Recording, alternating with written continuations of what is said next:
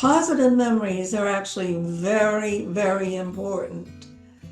You may wonder, why are they important? What's the big deal about positive memories?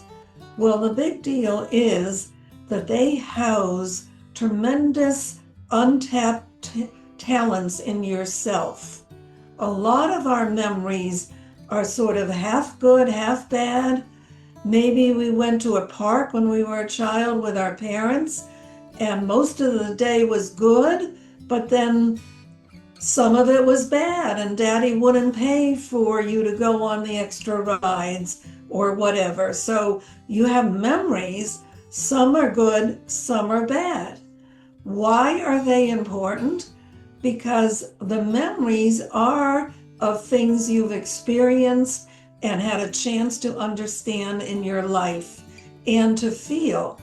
And if you can take a positive and or negative memory and help it to become totally positive, you're going to be on the road to having a lot more opportunity to find your way toward your hidden potential and the fun and goals and awards and all sorts of things that can happen in your life if you're able to utilize all the talents that are inside of you. So half talents, full talents, and the memories themselves all come together to help you be a star.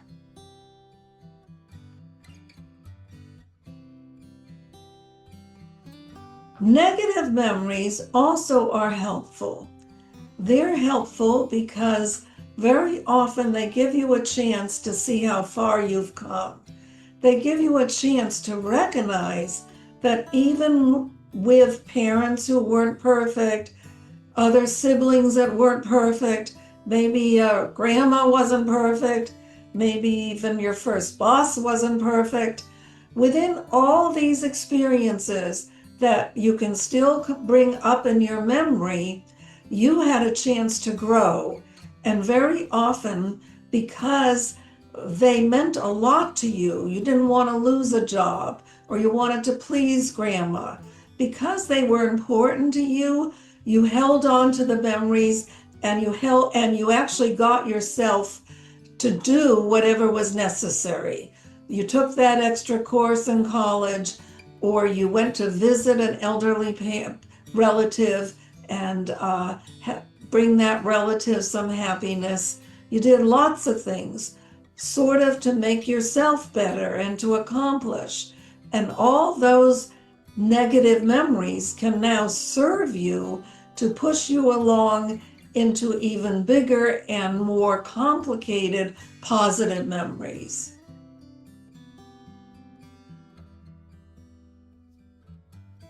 Using your positive memories can become more and more easy and accessible. I think it's important to practice bringing memories that are positive to the surface. And the easiest way to do that is to really just have some pleasure in your life that may be started by sitting in a cozy chair in your living room, putting out the lights or keeping them on if that's better for you, and remembering something positive. Let's say your grandma had a small farm, and one summer you were the chosen child to go and stay on her farm for a couple of weeks. None of the cousins got to be there, and maybe you missed them, but in return, your grandmother really spoiled you. And you got to eat fresh vegetables and help her cook, and you got to play with the animals and walk around the little town that was nearby, and all sorts of things that made you feel very special.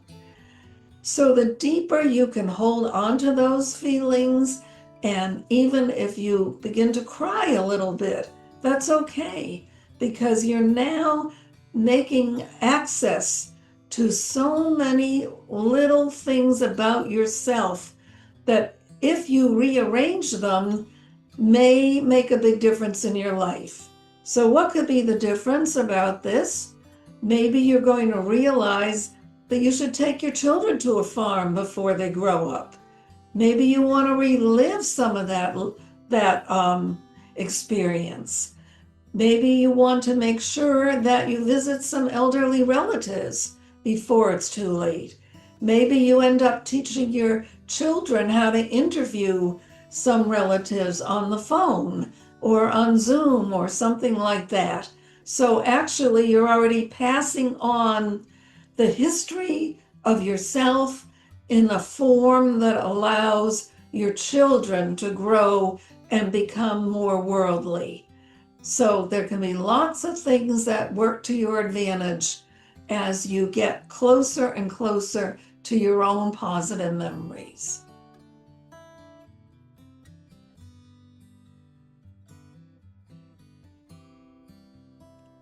Shared memories are a lot of fun and can lead to very good solutions, even inventions, even special happy ways of feeling.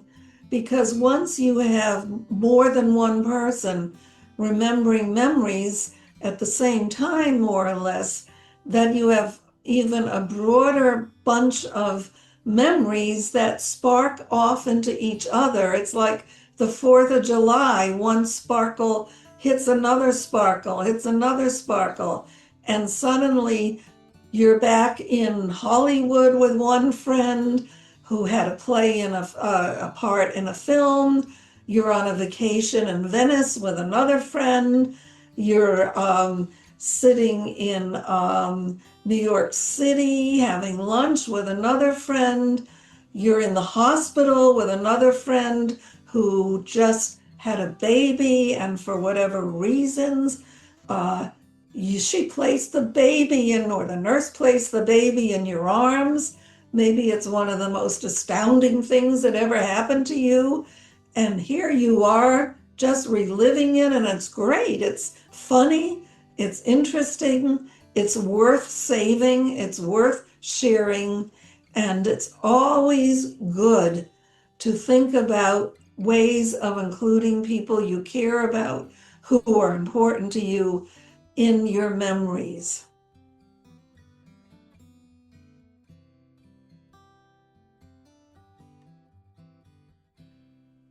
That's a great question that you're asking me, because children really do need to learn how to do certain things. I think since the invention of the smartphone, one of the easiest ways to help your children move forward in growth in so many ways is to have them interview living relatives with their smartphones. It's marvelous because they can have the relative answer auditorily, but the kids can also be filming, and then maybe they can make little films that go to everyone at Christmas time or whatever. So the children have the most amazing technology that's practically ever come out in this century with the use of films. I often encourage children, and I call it selfie filmmaking, when they can interview. They can interview neighbors, they can interview their teachers, they can interview you. And if one of them is maybe upset and maybe he or she doesn't want the other sibling to know something, she can be excused, go in the other room, and you have a little private TV station right with your other child, where he or she can share via talking or filming with you what's going on in his or her mind. It's endless. It's amazing. I believe it can utilize your kids, and it will show up in their schoolwork, that they will know how to interview and understand people much more effectively when they do get practice in interviewing.